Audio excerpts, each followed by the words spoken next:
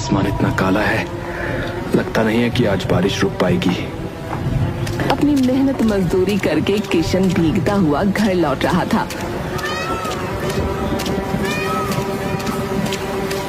अरे राम, इस बारिश में तो पहाड़ पर चढ़ना बहुत ही मुश्किल होता है। ये छोटे छोटे सकरे रास्ते पानी में भर जाते हैं और ये मिट्टी, ओहो। इतने में ही किशन का पैर फिसल गया और वो नीचे गिर गया। उसे बहुत चोट लगी थी। अरे अरे अरे मर गया रे।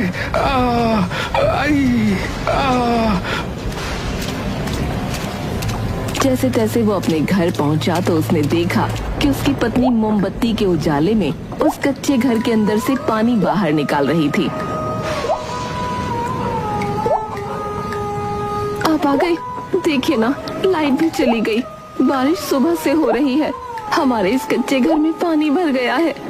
हाँ, अभी हाथ मुंह धोकर आता हूँ, फिर तुम्हारी मदद करता हूँ। आप ज्यादा थक गए हैं क्या? आपकी आवाज इतनी भारी हो रही है।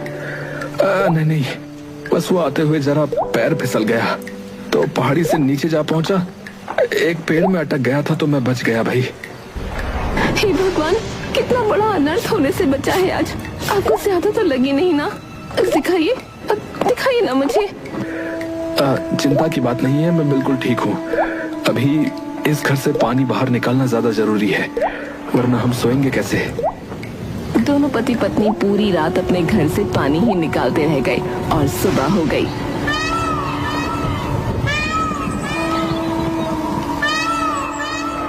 सुबह हो ही गई, लेकिन बारिश तो अब तक न रुकी। भाग्यवान, थोड़ी देर मैं सोने जा रहा हूँ। 1 घंटे बाद मुझे फिर काम पर भी जाना है। सब कुछ तो गीला हुआ पड़ा है यहाँ पर। उनके घर में लोहे का एक बक्सा था। किशन उस बक्से के ऊपर जाकर सो गया। उनके कच्चे घर की छत टपक रही थी। पानी सीधे घर के अंदर आ रहा था।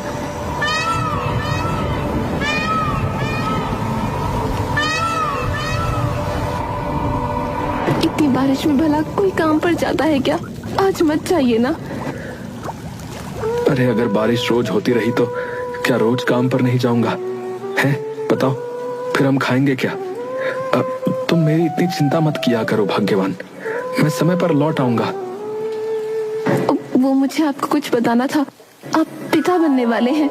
ये सुनकर किशन की खुशी का ठिकाना न रहा। हैं?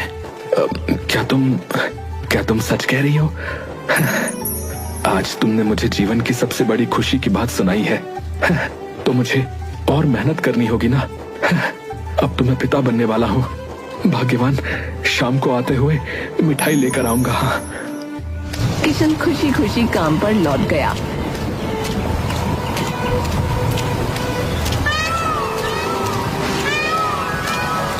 ऐसे ही कुछ दिन बीत गए। बारिश अपने चरम पर थी, जिसकी वजह से गांव में बहने वाली नदी का पानी तेजी से बढ़ रहा था।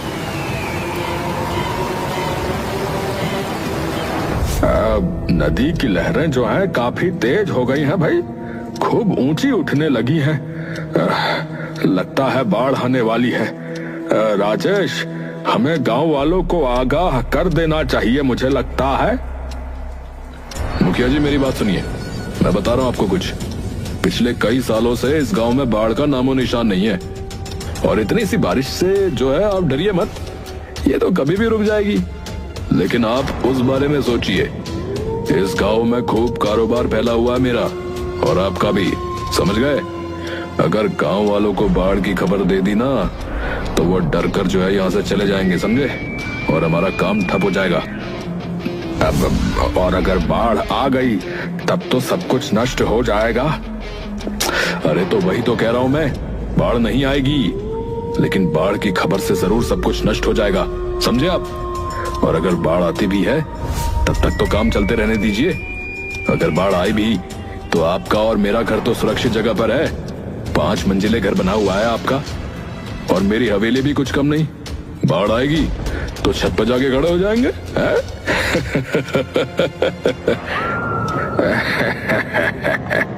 राजेश बाजार की तरफ निकल पड़ा। अरे गोभी कैसे रुपए किलो दी भाई तुमने? ₹20 किलो है साहब। अरे इन लोगों ने तो लूट मचा रखी है, लूट। कि इतने में ही राजेश की नजर अपने भाई किशन पर गई। वो भी बाजार में फल और सब्जी खरीद रहा था।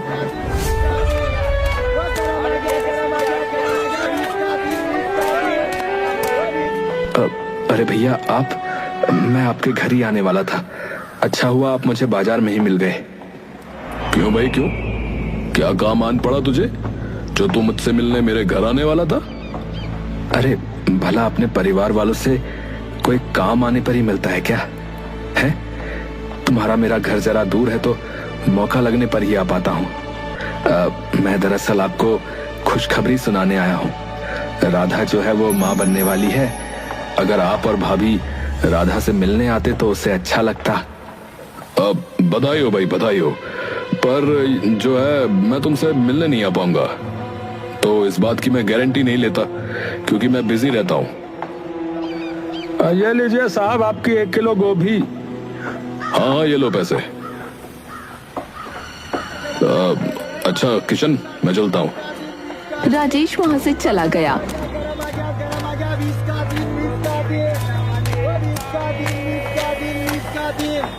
और कुछ ही पलों बाद फिर से बरसात शुरू हो गई।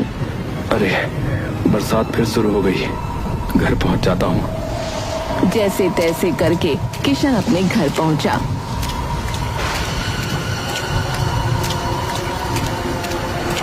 आप आ गए। हमने मिट्टी से हमारे इस कच्चे मकान को कम से कम थोड़ा तो ऊंचा कर दिया ताकि पानी अंदर ना जाए, लेकिन कीड़े मकोड़े तो अभी भी नहीं रुक रहे। भाग्यवान मैं तुमसे वादा करता हूँ हमारा आने वाला बच्चा इस घर में नहीं आएगा। उससे पहले ही मैं गांव में एक घर ले लूंगा।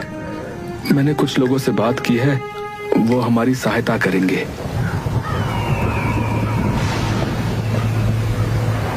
और वहीं दूसरी तरफ राजेश जब अपनी पत्नी ट्विंकल को राधा के माँ बनने की खबर सुनाता है, ट्विंकल के कान से धुआं निकलने लगता है क्योंकि ट्विंकल की कोई औलाद नहीं थी। डॉक्टर ने कह दिया था कि वो कभी माँ नहीं बन सकती। तो क्या ये सब सुन के आपके मन में प्यारे भाई के लिए प्यार उमड़ पड़ा? कल तक तो बस वही था, अब उसका बेटा भी आ जाएगा नाक में दम करने के लिए। अरे तो तुम इतनी चिंता क्यों कर रही हो भाग्यवान? अरे कम से कम किसी के घर में तो खुशियां आ रही हैं। थोड़ी तो इंसानियत दिखाओ भाई। वो बेचारे पहाड़ी वाले कच्चे घर में रहते हैं, ऊपर से बरसात रुकने का नाम नहीं ले रही। उनकी देखभाल के लिए भी कोई नहीं है। तो चले जाइए ना उसकी देखभाल के लिए। भूल गए क्या कि वो कैसे हवेली पर कब्जा करने को तैयार था? वो तो मैं ना होती तो तुम्हें वो कच्चा घर मिलता। अरे बार बार ऐसी बातें बोलना बंद करो। हैं? तुमसे तो बात करना ही बेकार है? राजेश वहाँ से चला गया। लेकिन ट्विंकल के मन में गुस्से की भावना तेज हो रही थी। अगले दिन वो राधा के घर जाने का फैसला करती है।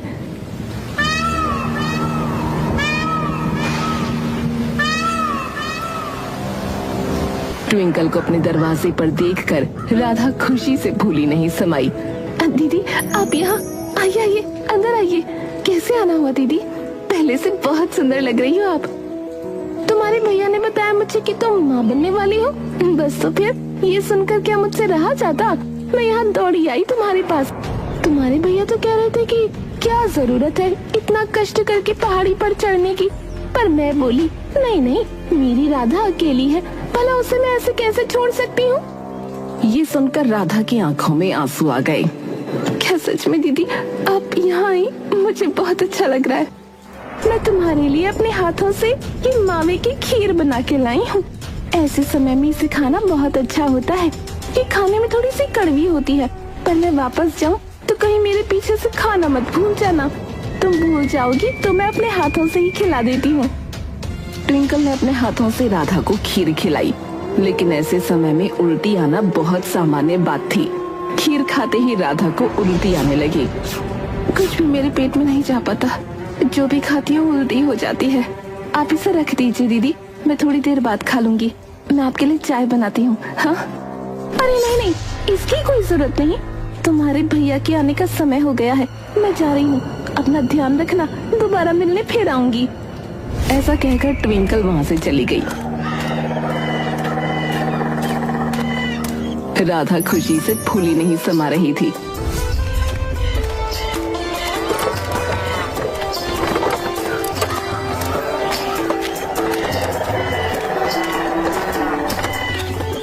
जब घर पहुंचा तो उसने देखा राधा खुशी से झूम रही है। अरे क्या बात है, आज तुम बहुत ज्यादा खुश लग रही हो। तुम्हें बताऊंगी ना तो तुम भी खुशी से झूमने लगोगे। दीदी आई थी हमसे मिलने के लिए और खीर भी देकर गई हैं ताकि मेरा बच्चा स्वस्थ रहे। हैं? खीर? कौन सी खीर भाई, कैसी खीर? अब कहीं तुमने वो खाई तो नहीं ना? लाओ मुझे दिखाओ जरा। राधा किशन को खीर दिखाती है। किशन फौरन बाहर गया।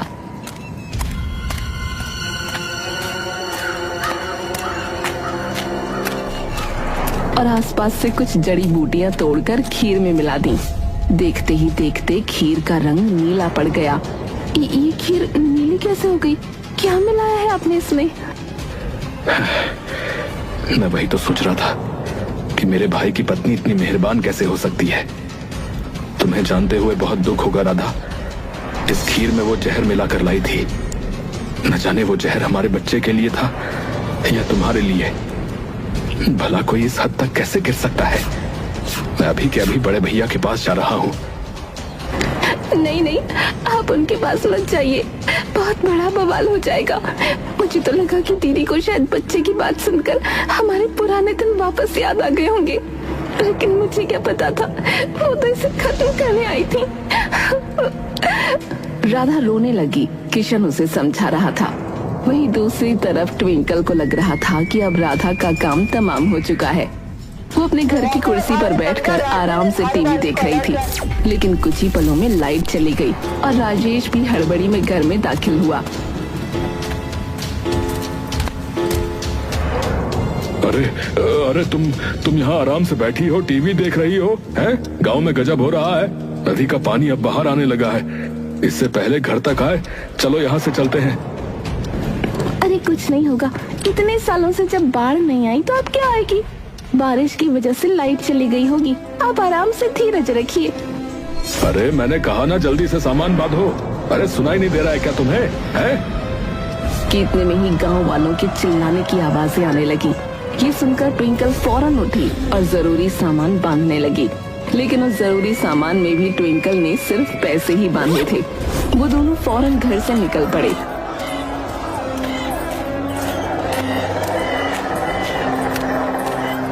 उन्होंने देखा कि पानी धीरे धीरे उनकी तरफ बढ़ रहा है और कुछ ही पलों में बाढ़ ने पूरे गांव में तबाही मचा दी। पहले पानी ने लोगों के घरों को तबाह किया, उसके बाद लोग पानी के बहाव में बहने लगे। हे भगवान, रक्षा करो, मुझे आज नहीं मरना। अगर उस दिन मैंने मुखिया जी की बात मान ली होती तो यह दिन न देखना पड़ता। उन्होंने तो पहले ही कह दिया था कि बाढ़ आने के संकेत हैं। मैंने ही गांव वालों को भी बताने से मना कर दिया था। आज देखो मैं भी इनके साथ ही बह रहा हूँ। अब तो भगवान ही कोई मदद कर सकता है। अरे वो दोनों एक पेड़ को पकड़कर पानी का सामना कर रहे थे। जब गांव में बाढ़ आने की खबर किशन और राधा को लगी,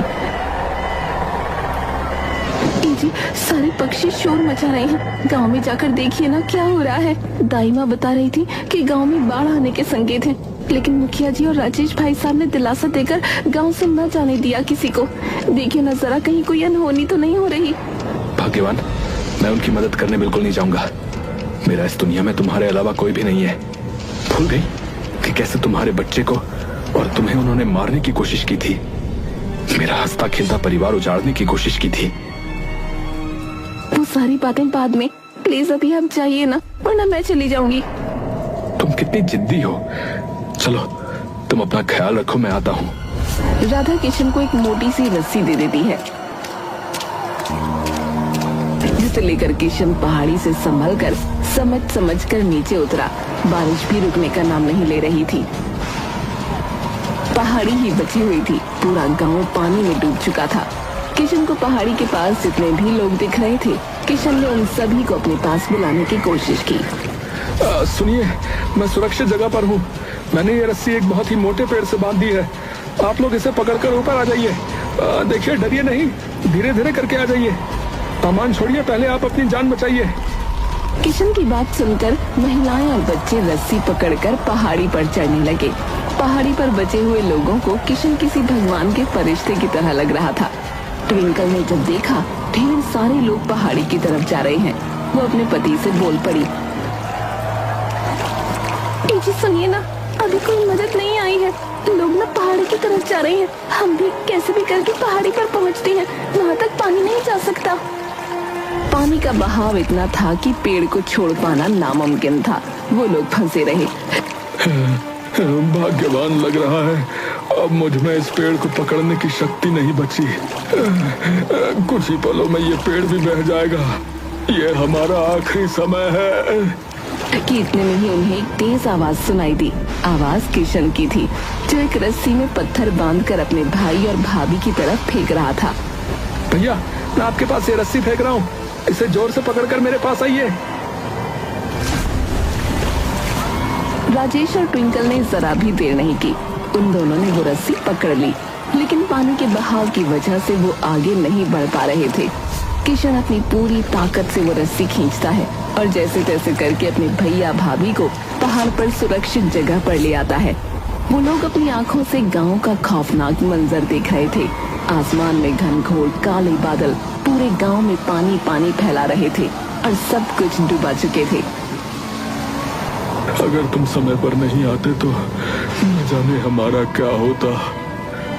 अरे किशन, अरे तुम्हारा बहुत बहुत धन्यवाद भैया। अरे तुमने हम सबकी जान बचाई है। अरे आप लोग अपना ध्यान रखिए, मेरी पत्नी अकेली है, मुझे उसके पास जाना होगा। अगर आपको कोई भी बहता हुआ नजर आए तो ये रही रस्सी, उसकी मदद जरूर करना। किशन ने ट्विंकल की ओर देखा। ट्विंकल की नजरें शर्म से झुकी हुई थीं। ट्विंकल के हाथ में एक थैला था जो पैसों से भरा हुआ था, लेकिन पानी में वो सब कुछ भीग गया था। मेरे पैसे तो पानी में भीग गए। मैंने जब तुमसे कहा कि जरूरी सामान बांध लो तो तुमने खाने का नहीं बल्कि पैसे बांधे थे। मरने के बाद पैसों को अपने साथ छाती पे चिपका के लेके जाना तुम। किशन ने ये सब देखकर चुपचाप वहाँ से जाने का फैसला किया। तभी राजेश बोल पड़ा। किशन मेरे भाई, मैं तुमसे दोबारा नहीं पूछ पाया। अब क्या राधा ठीक है? आप तो उसके बारे में मत ही पूछिए भाई साहब। वो इतनी अच्छी है कि आपके वो सब करने के बाद भी उसने मुझे आपकी मदद के लिए यहाँ भेजा। समझ रहे हैं आप? मैं कुछ समझा नहीं समझे आप? पूछिए अपनी पत्नी से कि उन्होंने खीर में जहर क्यों मिलाया था।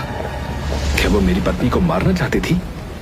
पहले ही हम बहुत कष्ट में जी रहे हैं, क्या थोड़ी सी खुशियां आप लोगों से देखी नहीं जा रही? मुझे आप लोगों से कोई बात नहीं करनी।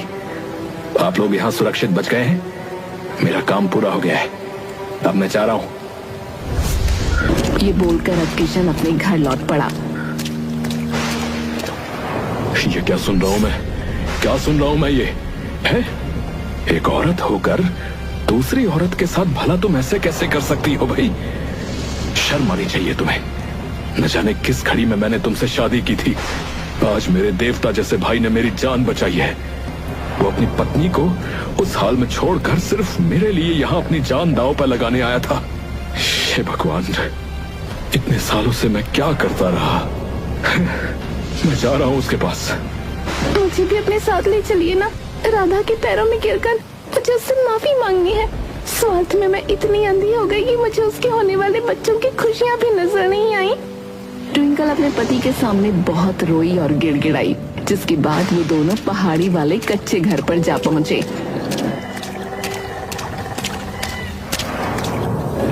भाई साहब, दीदी, आप दोनों यहाँ अंदर आइए ना। भीग गए हैं आप लोग पूरी तरह से। जल्दी से कपड़े बदल लीजिए। लीजिए, अंदर आइए। इतना कुछ होने के बाद भी राधा की दरिया दिली देखकर ट्विंकल की आंखें शर्म से भर गईं। राधा, तुम बहुत अच्छी है।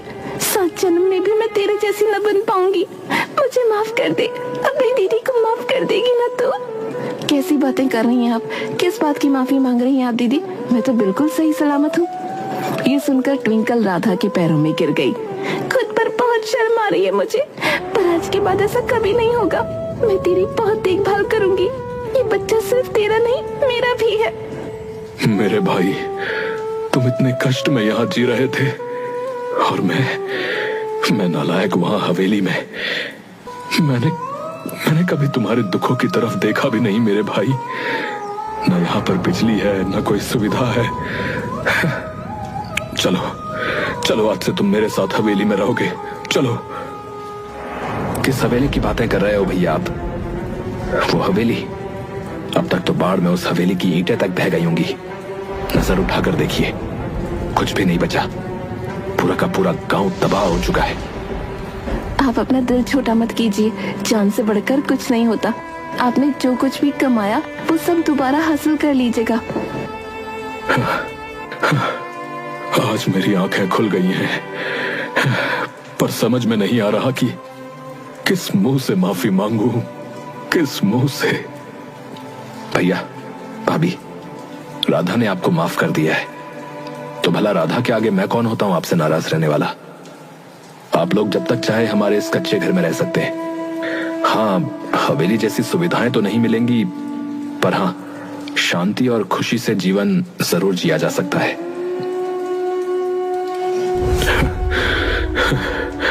पूरी जिंदगी मैं तुझसे बस नफरत ही करता रहा रे।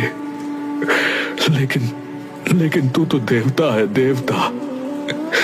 हम सब मिलकर इस छोटे से घर में रहेंगे और धीरे धीरे इस घर को बहुत सुंदर बनाएंगे। लेकिन उससे पहले पहाड़ी के रास्ते को ठीक करना होगा। वो मिट्टी का कच्चा रास्ता पत्थरों से भरना होगा। मैं कितनी जिद किया करती थी कि गांव में घर लेते हैं, लेकिन देखिए ना, हमारा पूरा परिवार तो हमारे इस छोटे से गरीब के कच्चे घर में रहने आ गया। अब ये घर स्वर्ग से कम नहीं, और उनके जीवन में खुशियां पहले की तरह लौट आई।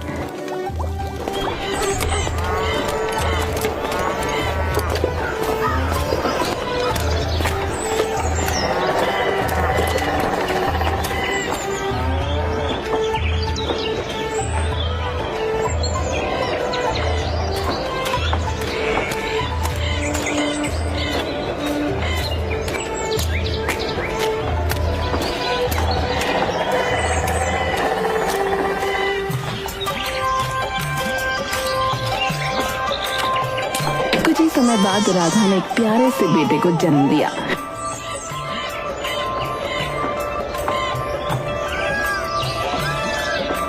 है कि आपको हमारी ये कहानी पसंद आई होगी।